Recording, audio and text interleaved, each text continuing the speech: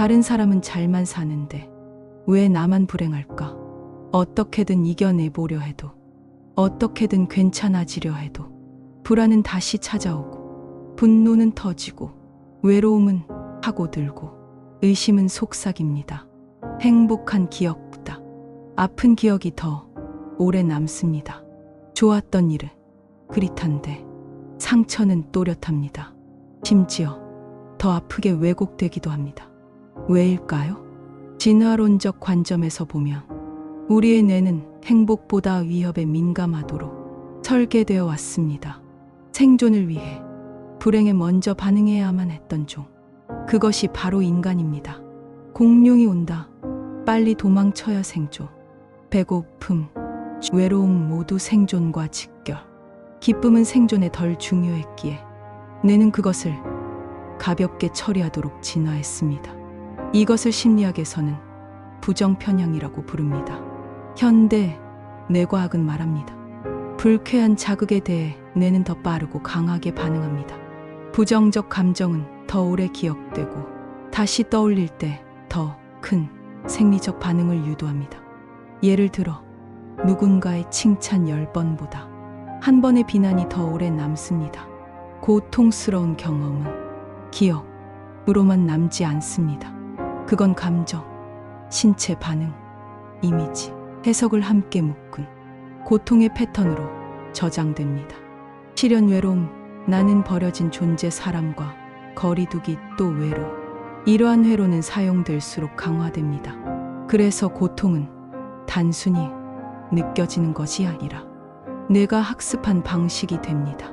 불교는 이를 정확히 꿰뚫었습니다. 번뇌는 그 자체가 실체가 아니라 단지 반복된 습의 힘이다. 즉, 고통은 실체가 있어서 사라지지 않는 게 아니라 끊어내지 않기 때문에 반복되는 것입니다.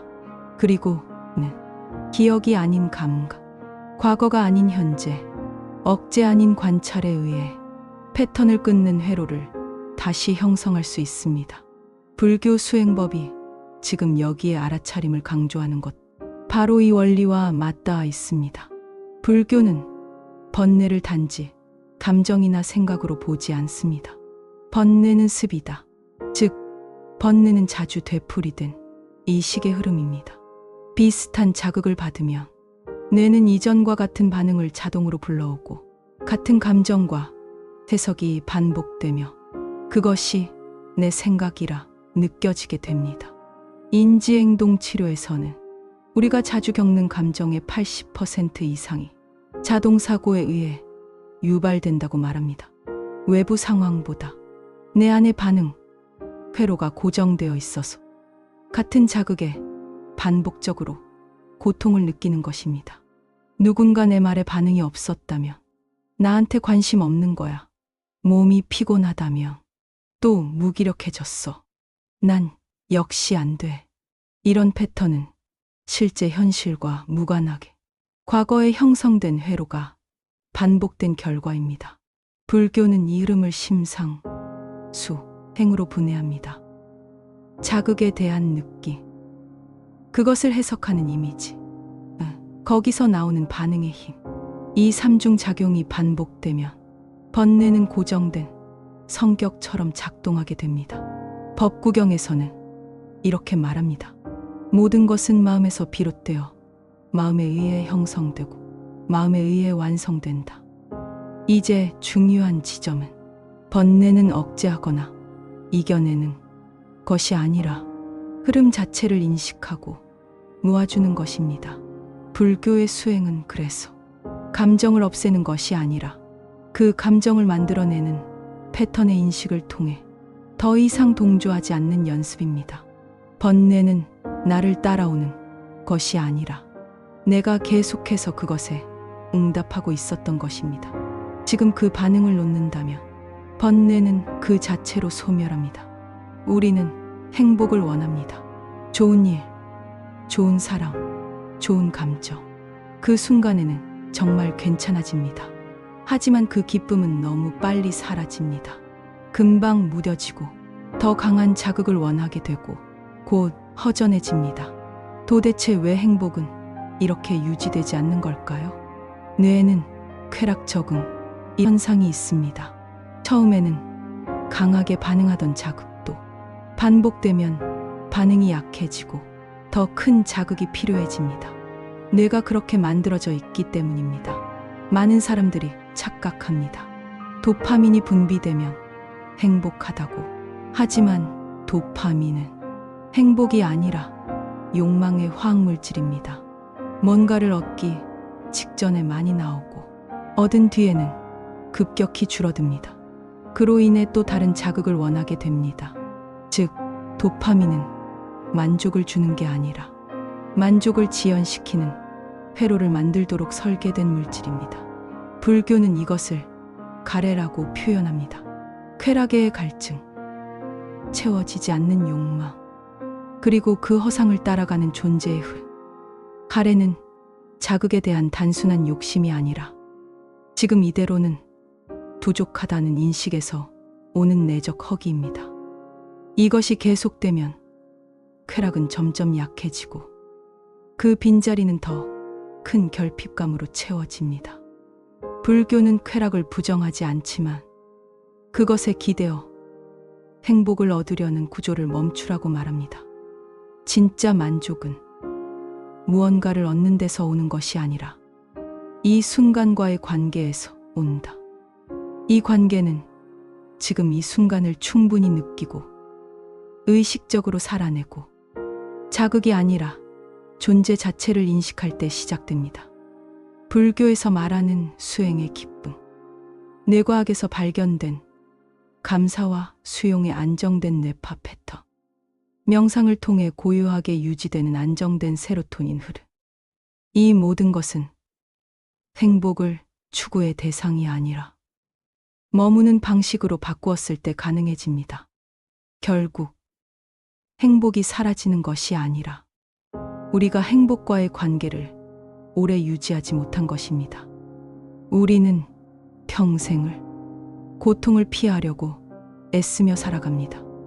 불행하지 않기 위해, 사람을 피하고 불안하지 않기 위해, 모든 가능성을 계산하며 혼자가 되지 않기 위해 마음을 누르고 조심합니다.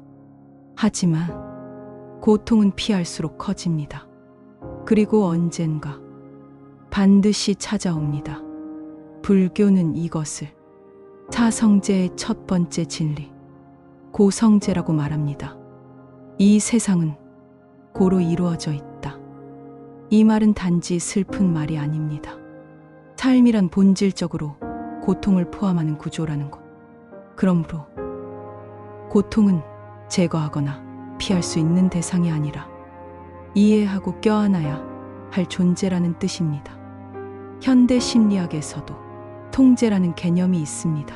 사람들은 자신이 삶을 통제할 수 있다고 믿을 때 심리적 안정감을 느끼지만 실제로는 대부분의 삶은 예측 불가능한 요소들로 가득하며 그 불확실성을 받아들이는 것이 진짜 안정에 더 가깝다고 말합니다.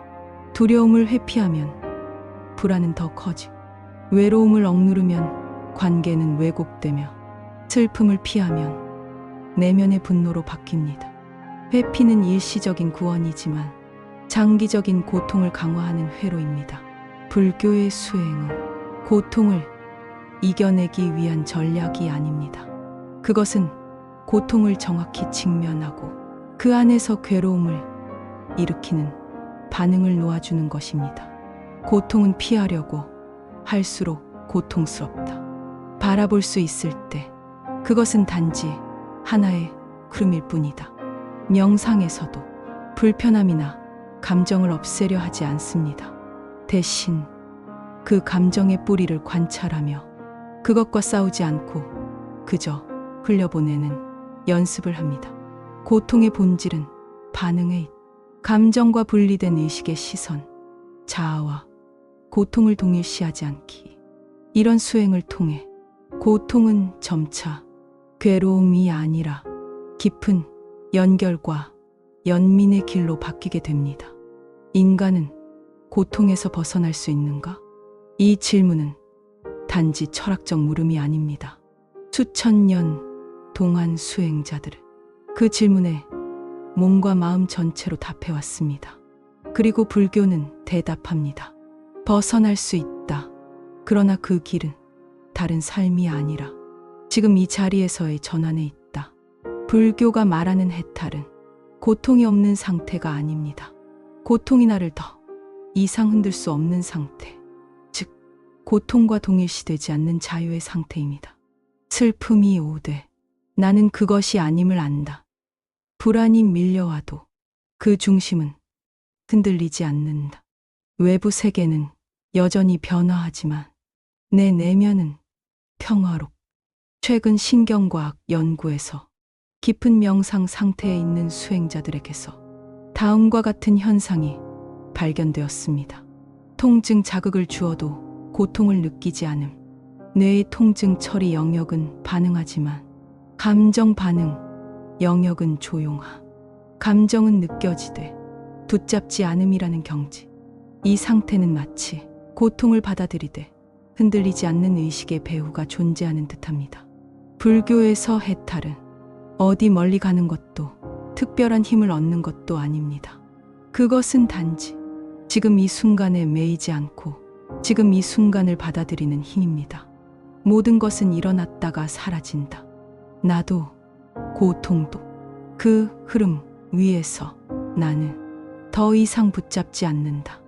이 지점에 이르면 고통을 넘어서 존재를 바라보게 됩니다. 고통은 개인의 문제가 아니라 삶 전체의 흔들림이었다는 것. 그 흔들림조차 우주적인 리듬의 일부라는 것. 그러므로 고통은 극복이 아니라 포용과 관통을 통해서만 자유로워질 수 있다는 것. 이제 우리는 다시 묻습니다. 인간은 고통을 벗어날 수 있는가? 불교는 말합니다.